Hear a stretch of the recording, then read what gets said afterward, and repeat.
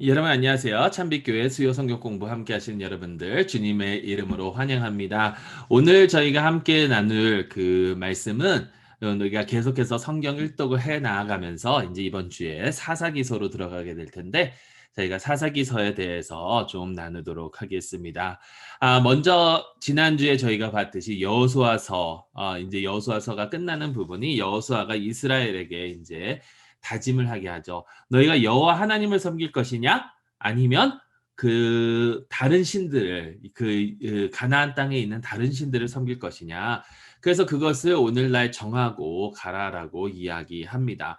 근데 온 회중이 우리가 여호와 하나님을 섬길 것이라고 얘기를 해요. 그때 여호수아가 너희가 그렇게 능히 여호와 하나님을 섬기지 못할 것이다. 라고 하니까 아니다. 우리가 섬길 것이다. 우리가 섬길 것이다라고 이스라엘이 얘기를 하거든요.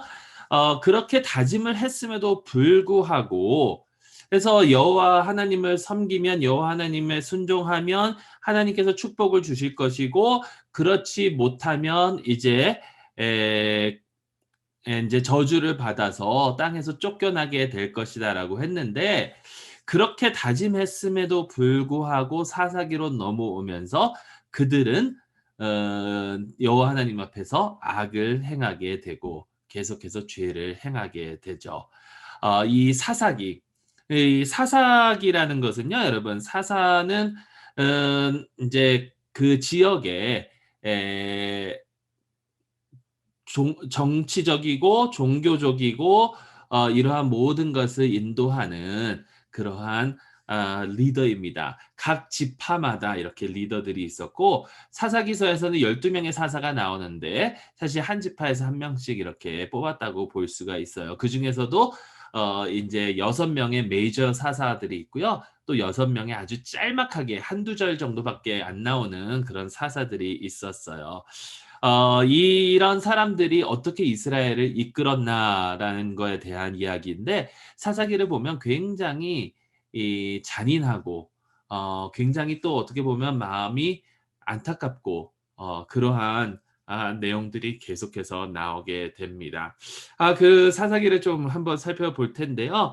1장에서 2장 크게 세 가지로 분류해서 1장에서 2장은 이스라엘이 그 가나안 민족을 몰아내지 못하고 하나님 앞에서 이제 죄를 범하는 그런 모습이 나오고요. 3장부터 16장은 12사사 들 그리고 특별히 6명의 그 큰 사사들에 대한 이야기가 집중적으로 나오고요. 근데 이 사사들을 보면 처음에는 뭐 괜찮게 시작했다가 이제 계속해서 안 좋아지는 그런 모습들을 저희가 사실 보게 되거든요. 그리고 마지막 17장에서 21장은 이스라엘 전체가 얼마나 타락했는지를 보여주고 있는 그러한 책입니다. 자, 근데 여기서 중요한 게 있어요. 이 사사기를 보면 중요한 게 있는데 그게 뭐냐면 이 모든 이야기가 특히 이제 3장부터 16장에 나오는 사사들의 이야기에 이 계속해서 반복되는 내용이 있습니다. 사이클로 돌아가는 내용이 있어요. 그게 뭐냐면 2장에서 사실 설명을 하고 있습니다. 그래서 제가 2장 11절부터 마지막 절까지 한번 읽어 드릴게요. 이스라엘 자손이 여호와의 목전에 악을 행하여 바알들을 섬기며 애굽 땅에서 그들을 인도하여 내신 그들의 조상들의 하나님 여호와를 버리고 다른 신들 곧 그들의 주위에 있는 백성의 신들을 따라 그들에게 절하며 여호와를 진노하시게 하였으되 곧 그들이 여호와를 버리고 바알과 아스타롯을 섬겼으므로 여호와께서 이스라엘에게 진노하사 노략하는 자의 손에 넘겨주사 그들이 노략을 당하게 하시며 또 주위에 있는 모든 대적의 손에 팔아 넘기심에 그들이 다시는 대적을 당하지 못하였으며 그들이 어디로 가든지 여호와의 손이 그들에게 재앙을 내리시며 곧 여호와께서 말씀하신 것과 같고 여호와께서 그들에게 맹세하신 것과 같아서 그들의 괴로움이 심하였더라. 여호와께서 사사들을 세우사 노략자의 손에서 그들을 구원하게 하셨으나 그들이 그 사사들에게도 순종하지 아니하고 오히려 다른 신들을 따라 음행하며 그들에게 절하고 여호와의 명령을 순종하던 그들의 조상들이 행하던 길에서 속히 치우쳐 떠나서 그와 같이 행하지 아니하였더라. 여호와께서 그들을 위하여 사사들을 세우실 때에는 그 사사와 함께 하셨고 그 사사가 사는 날 동안에는 여호와께서 그들을 대적의 손에서 구원하셨으니 이는 그들이 대적에게 압박과 괴롭게 함을 받아 슬피 부르짖음으로 여호와께서 뜻을 돌이키셨음이거늘 그 사사가 죽은 후에는 그들이 돌이켜 그들의 조상보다 더욱 타락하여 다른 신들을 따라 섬기며 그들에게 절하고 그들의 행위와 패역한 길을 그치지 아니하였으므로 여호와께서 그들에게 진노하여 이르시되 이 백성이 내가 그들의 조상들에게 명령한 언약을 어기고 나의 목소리를 순종하지 아니하였은즉 나도 여호수아가 죽을 때에 남겨둔 이방 민족을 다시는 그들 앞에서 하나도 쫓아내지 아니하리니 이는 이스라엘이 그들의 조상들이 지킨 것 같이 나 여호와의 도를 지켜 행하나 아니하나 그들을 시험하려 함이라 하시니라. 여호와께서 그 이방 민족들을 머물러 두사 그들이 속히 쫓아내지 아니하셨으며 여호수아의 손에 넘겨주지 아니하셨더라. 아멘. 자, 여러분 여기서 큰 패턴이 있는데요. 그 패턴이 뭐냐면 먼저 이스라엘이 여호와 앞에서 악을 행해요. 악을 행하니까 여호와께서 다른 민족들을 그 가나안 민족들로 하여금 그들을 압박하시고 그들을 이제 어렵게 하시죠. 그러면서 이제 여호와께서 사사를 세우시고 그들이 또 하나님께 부르짖으니까 사사들을 세우셔서 사사들을 통해서 이스라엘을 구원하여 주세요. 근데 사사들이 죽고 나면 어떤 일이 일어납니까? 사사들이 죽으면 그 전보다 더 악해져 버린다라는 거예요.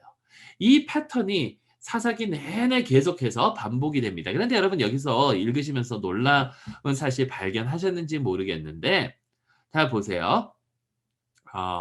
17절에 그들이 그 사사에게도 순종하지 아니하며 오히려 다른 신들을 따라 음행하며 그들에게 절하고 여호와의 명령을 순종하던 그들의 조상들이 행하던 길에서 속히 치우쳐 떠나서 그와 같이 행하지 아니하였더라. 그러니까 이 말씀은 뭐냐면 그들의 조상은 여호와의 말씀을 잘 들었다라는 거예요. 근데 지금 이 이스라엘은 여호와의 말씀을 잘 듣지 아니한다라는 거죠. 여러분 우리가 잘 알잖아요. 우리가 지난 몇 주 동안 함께 봐왔잖아요. 레위기, 뭐 출애굽기, 레위기, 민수기, 신명기까지 그리고 여호수아까지 우리가 쭉 보면서 공통적인 점이 뭔가요? 그는 이스라엘을 하나님께서 긍휼히 대하여 주시고 자비를 베풀어 주셨음에도 불구하고 그들은 여호와를 순종하지 않고 하나님의 뜻을 버리고 자기들의 마음대로 살았다라는 거죠. 아니 이스라엘의 그래서 40년 동안 광야 생활을 하다가 다 죽었잖아요, 광야에서. 그런데 왜 사사기에서는 그들은 여호와 하나님의 말씀을 따랐는데 지금 이 시대는 따르지 않느냐라고 묘사하고 있을까? 여러분 그건 뭐냐면요. 제가 생각할 때는 지금 이 시대는 그 전 세대와 비교해서 더 악하다라는 거예요. 사사가 죽고 나면 그 전보다 더 악해진 것처럼 전에 있었던 사람들은 여호와 하나님을 그대로 따른 것처럼 보인다라는 거예요. 이 시대와 이 세대와 비교를 하게 되면. 이렇게 이스라엘이 타락하고 있었다라는 거죠. 그래서 1장과 2장에는 가나안 몰아내지 못한 가나안 족속이 나오고요. 여기 아까도 지난주에도 말씀드렸지만 몰아내야 된다. 그들을 몰살시켜야 된다라는 것은 그들을 다 죽여야 된다라는 것보다 그들이 섬기고 있었던 신들과 그들이 생각하고 있는 그런 사상들, 특히 이 어린 아이들을 제물로 바치고 또 성적으로 문란한 이러한 그들의 풍습을 따르지 말라라는 거거든. 그런 풍습을 다 없애버리라는 거거든요. 근데 그것들을 다 버리지 못했잖아요. 그러한 그래서 살아남은 가나안 족속들의 이야기가 나오고요. 그러면서 오늘 이 말씀은 결국 뭐냐면 이스라엘이 가나안 족속과 다름이 없다라는 거예요. 여기 나오잖아요. 다른 신들 곧 그들의 주위에 있는 백성의 신들을 따라 그들에게 절하며. 그러니까 이게 전체적인 이제 앞으로 사사기에서 나올 전체적인 내용의 그러한 어떻게 보면 미리 보여주고 있는 그러한 대목이라는 거죠. 이스라엘이 가나안 땅에 들어가서 가나안을 정복하라는 것은 그들을 완전히 없애버리라는 것이 아니라 그들에게 하나님의 뜻을 전하고 하나님의 그 하나님의 그 지혜와 하나님의 선하심을 선사해야 되는데 그것을 보여줘야 되는데 오히려 가나안으로부터 영향을 받고 있다라는 거예요, 이스라엘이. 그러면서 이제 이 사이클을 6명의 사사를 통해서 아까도 말씀드렸지만 뭐 그 다른 6명 작은 6명의 사사들은 1절, 2절밖에 나오지 않기 때문에 우리가 알 수는 없지만 아마 패턴은 똑같았을 거예요, 그들의 삶에. 그들에 대해서 인제 나오는데요. 잘 보세요. 처음에는 괜찮은 사사 3명이 나옵니다. 그게 누구냐면 운니엘하고 에훗하고 드보라예요. 운니엘, 에훗, 드보라. 이 세 사사들은 그래도 하나님 앞에서 올바르게 행해요. 근데 이 셋의 공통점이 뭐냐면 굉장히 잔인한 이야기들이 많이 나옵니다. 잔인한 이야기들이. 에훗 같은 경우는 왼손잡이니까 왼손잡이라고 표현을 했지만 사실 오른손 불구자거든요. 그러니까 칼을 숨기고 들어가서 인제 에글론 왕에게 인제 조공을 바치면서 그렇게 하는 것처럼 하다가 그 칼을 그 에글론 왕에게 찔러서 그 에글론 왕이 비둔한 자였거든요. 뚱뚱한 자였거든요. 그 지방이 그 칼을 먹었어요. 배를 찔렀는데. 그래 창자가 흘러나오고 막 이런 얘기들이 묘사가 되고 있어요. 우리 사실 한국말로 그냥 읽어서 그렇지만 거기에 나오는 원어들을 살펴보고 이러면 아주 그 비참한 아주 그 잔인한 그런 모습들이 쭉 나오거든요. 그래서 막 창자가 흘러나올 정도로 예 그러한 모습들. 드보라 이야기는 뭐 드보라가 직접적으로 하진 않았지만 야엘이라는 여인이 나오잖아요. 시스라를 죽이는데 예. 여기에는 어떤 성경학자들은 그러더라고요. 성적인 그러한 모티프가 굉장히 많대요.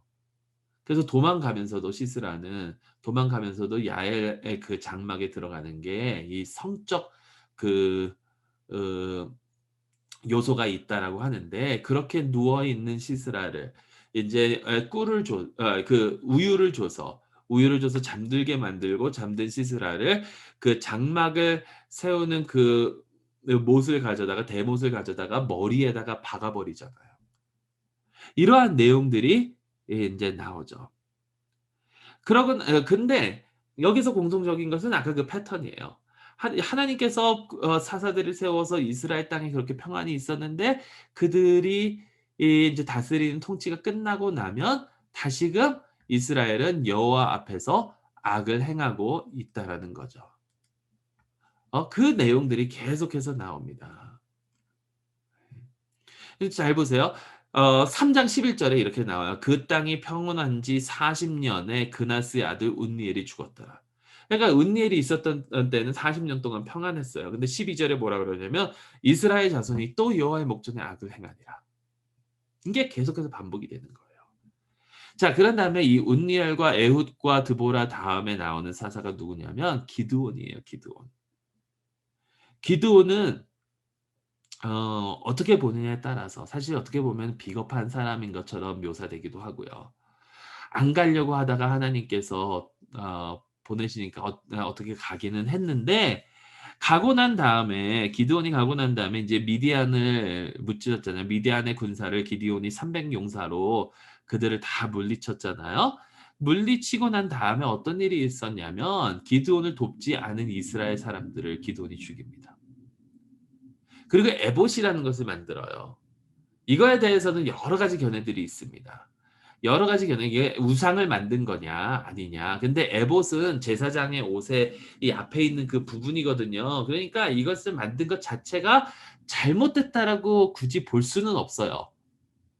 그거 자체가 만든 것 자체가 완전히 잘못되고 그거는 아니에요. 그런데 문제가 뭐냐면 그게 기드온이 아무리 좋은 뜻으로 만들었다 하더라도 그다음에 이스라엘 사람들이 악하잖아요. 예. 악하니까 그다음에 이스라엘 사람들이 그것을 우상처럼 섬겼다라는 거예요. 여러분 이게 저에게 주는 레슨이 있습니다. 이게 저에게 주는 교훈이 있어요. 그게 뭐냐면 우리가 아무리 선한 것을 만들고 하나님 앞에서 올바르게 하려고 한다 하더라도 그것이 도가 넘어가면 또 우리가 거기에 대한 올바른 마음을 갖지 않으면 그게 우리의 우상이 될 수도 있다라는 거예요. 여러분 교회 안에서 이런 것이 얼마나 많은지 모릅니다. 대표적으로는 성전. 성전이 우리의 우상이 됐어요. 성전은 좋은 거잖아요. 성전을 올바르게 짓는 것, 정말 아름답게 짓는 것은 좋은 거잖아요. 근데 솔로몬이 성전을 그렇게 멋있게 지었을 때 그게 이스라엘 사람들에게는 우상이 된 것처럼 하나님보다 성전을 더 중요시한 것 했던 것처럼 오늘날 많은 교회들이 성전을 하나님보다 더 중요시 생각하는 경우가 많잖아요. 또 그 안에 성전 안에서 하는 이루어지는 그 모든 것들. 한 가지 대표적인 예를 들면 꽃꽂이. 하나님 앞에 헌화하기 위해서 그래서 잘 갖고서 하나님께 드리는 마음은 너무나도 좋은 겁니다. 귀한 거예요.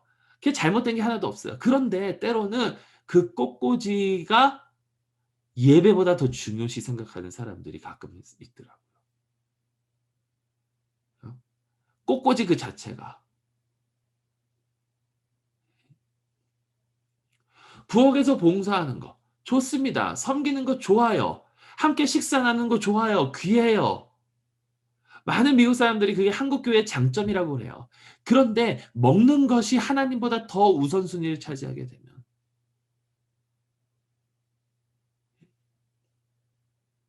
하나님께 예배드리는 것보다 친교가 더 우선시가 되면 그게 우상이 되는 거예요. 기드온이 에봇 만든 게 잘못이 아니라 에봇을 우상으로 섬기고 있는 이 사람들이 잘못되었다라는 거죠. 그다음에 넘어가면은 이제 좀 더 안 좋은 사사가 나오죠. 입다. 입다 같은 경우는 굉장히 어 논란점이 많아요.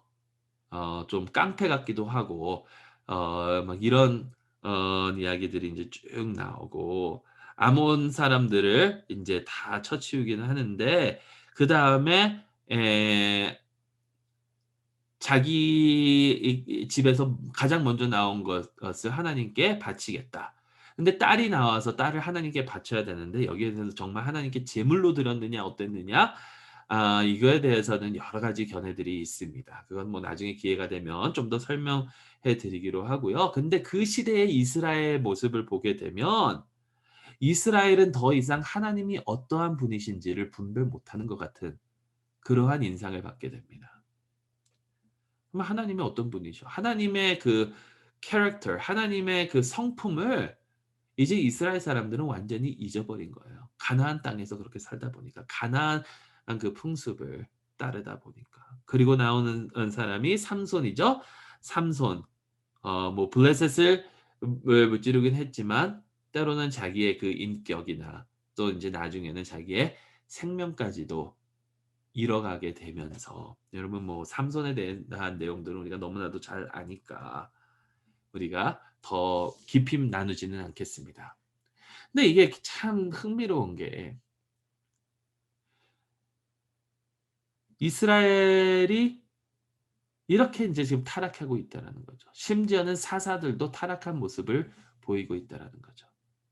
그런데 어떻게 사사가 있었을 때에는 평안이 있었고 어떻게 사사가 다스릴 때에는 이 이방인들을 제압할 수 있었을까?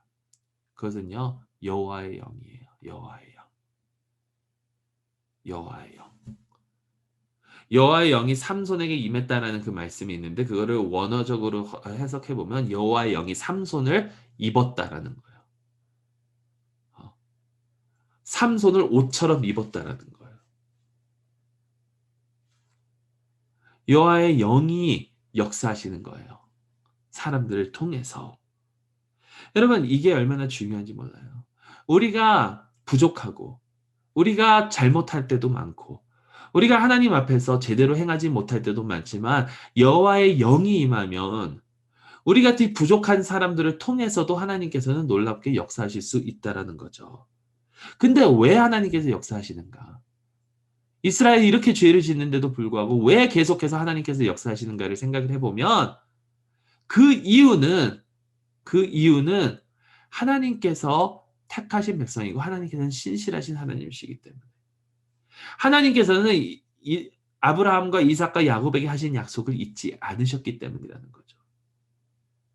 그런데 이렇게 계속해서 타락해 가는 그 이스라엘에게 어떠한 소망이 있겠습니까? 그 소망을 보기 전에 얼마나 이스라엘이 타락했는지를 나타내 주는 내용이 나오는데 그게 바로 17장에서 21장의 내용이에요. 여기는 두 가지 이야기가 크게 나옵니다. 하나는 미가에 대한 이야기인데요. 미가 선지자가 아니고 미가라는 그 사람이 나와요. 이 사람이 어떻게 시작을 하냐면 어머니로부터 인제 보석을 훔치는 그런 이야기로 시작을 해요. 그러면서 자기의 장막을 만들고 거기에 성막을 만들고 스스로 그 제사장을 고용을 하기도 하고요, 레위 사람을. 예. 막 자기 멋대로 섬기는 거예요. 자기 가 원하는 방법 방식대로. 하나님께서 원하시는 방식이 아니라 하나님께서 그들에게 알려 주신 그러한 것이 아니라 자기 멋대로 그냥 하나님을 섬긴다고 하는 거죠. 근데 이 미가를 와서 미가가 인제 세운 그 제사장이나 이런 것들을 누가 인제 해치냐면 바로 단 사람들이에요, 단. 단 사람들이 와서 그렇게 하고 제사장도 데리고 가요. 그러면서 단 사람들이 가다 보니까 라이시라는 곳에 평화롭게 살고 있는 사람들이 있는데 그들을 다 몰살시키고 단이 그것을 차지하게 됩니다. 결국에는 힘으로 모든 것을 하려고 하는, 예. 영어로 이런 말이 있거든요. Might makes right. 그러니까 힘이 옳은 것을 만드는 거예요. 그러니까 정답은 승자에게 있다라는 거예요. 막 그러한 개념으로 지금 이스라엘은 살아가고 있다라는 겁니다. 근데 그보다 인제 더 악한 일이 나오는데 그게 뭐냐면 19 장에서 21 장.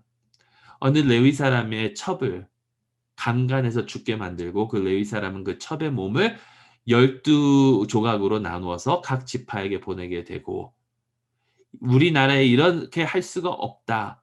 이러한 악을 우리가 지켜볼 수만은 없다."라고 하면서 인제 이스라엘 안에서 인제 civil war, 스스로 내전이 일어나게 되고요.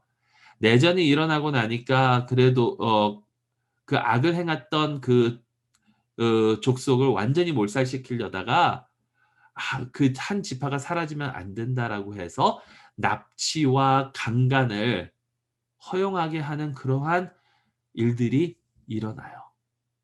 그래서 앞으로 한번 쭉 보세요.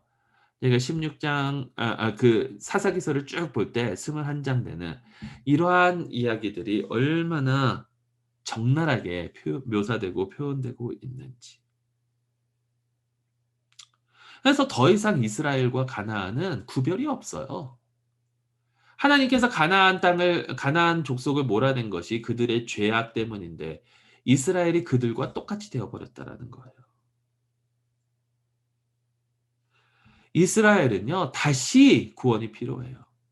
다시 구원이 필요한 존재들이에요. 스스로로부터, 스스로로부터.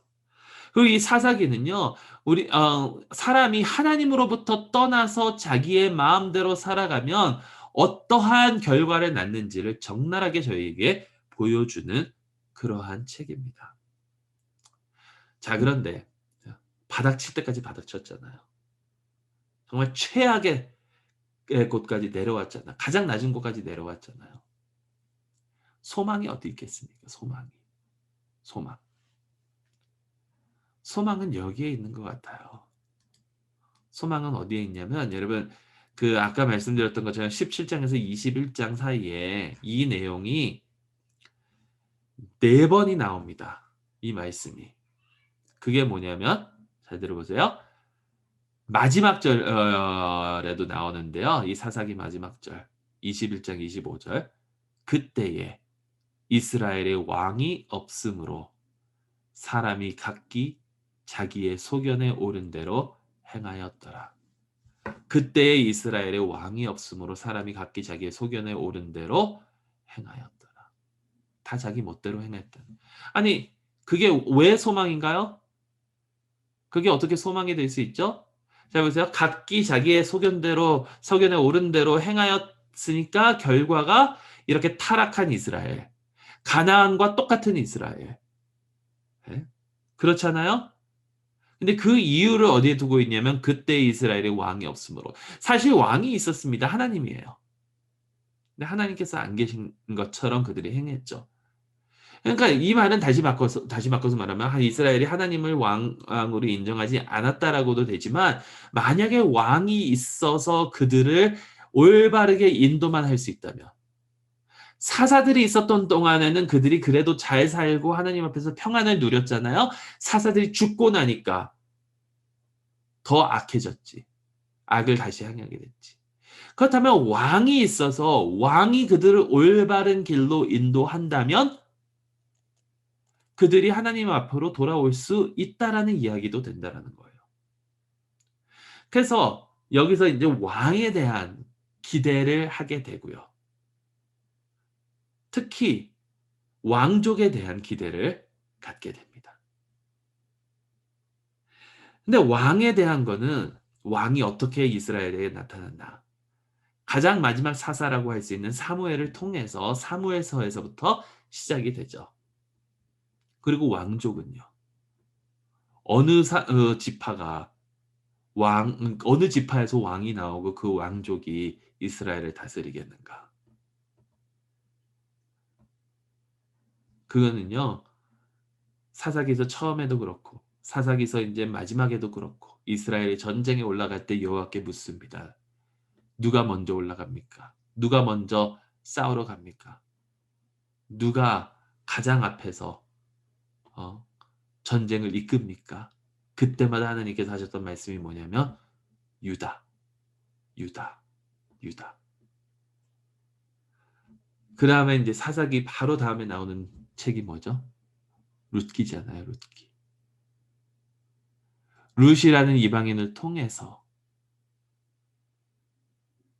한 가족이 계속해서 이제 연명을 하게 되고 거기에서 누가 나오냐면 바로 다윗 왕이 나오잖아요. 그리고 너무나도 여러분 잘 아시다시피 다윗의 후손이 바로 우리 주 예수님입니다. 온전한 왕. 네, 왕들이 있어도 사실 이스라엘이 계속해서 타락했어요. 왜냐하면 왕들이 타락했기 때문에. 왕들이 타락했기 때문에. 인간으로서 자기들의 그런 욕심을 버리지 못하고 자기들의 소견을 옳은 대로 행하는 왕들이 있었기 때문에. 그런데 어떤 소망을 갖게 해주냐면 이제 온전한 왕이 오실 거라는 거예요. 완벽한 왕이 오실 거라는 거예요. 하나님의 뜻을 정확히 알고 하나님의 뜻대로 행하시는 왕. 그래서 하나님의 그 왕국을 설립하시고 축복과 평안함과 쉼을 누릴 수 있는 그 왕국을 만들어 주실 그 왕. 바로 다윗의 자손 예수 그리스도. 사사가 살아있는 동안 이스라엘이 평안을 누렸던 것처럼 올바른 왕들이 있을 때에 이스라엘이 평안을 누렸던 것처럼 왕 중의 왕이시오 주 중의 주이신 예수 그리스도께서 살아 계실 때에 우리는 온전한 쉼과 평안과 축복을 누릴 수 있을 겁니다. 네, 여러분 예수님께서 언제 살아 계시나요? 지금도 살아서 역사하고 계시지 않습니까? 영원하신 분 아니십니까? 우리의 참된 왕, 참된 왕을 따라 살아가야 될 줄로 믿습니다. 그것에 대해서 보여주는 것. 그리고 이 왕에 대해서 다윗의 왕족에 대해서 설명하는 그 책들이 이제 저희가 사사기 다음에 볼 책들입니다. 사사기를 통해서 우리가 하나님을 떠났을 때에 얼마나 악해질 수 있는지를 다시 한번 깨닫고 우리의 참된 왕이신 예수 그리스도를 섬기며 나아갈 수 있는 저희 모두가 될 수 있기를 간절히 소망합니다. 기도하겠습니다. 사랑의 하나님 아버지, 사사기를 통해서 우리가 얼마나 악한 존재가 될 수 있는지 다시 한번 깨닫게 하여 주시고 아버지 하나님 우리가 얼마나 주님만 바라보고 주님만 따라야 되는지 깨닫게 하여 주심을 감사합니다. 우리의 참된 소망은 바로 우리의 왕이신 예수 그리스도께 있음을 깨달았으니 주여 예수님 한 분만 바라보며 나아가는 저희 모두가 되게 하여 주시옵소서. 예수 그리스도의 이름으로 기도드리옵나이다. 아멘. 여러분 계속해서 잠시 머물러 계시고요. 이제 묵상하실 그 질문들이 나오니까 다음 질문들을 가지고 좀 묵상하신 후에 여러분 이번 한 주간도 주 안에서 승리하시기를 간절히 소망합니다. 안녕히 계세요.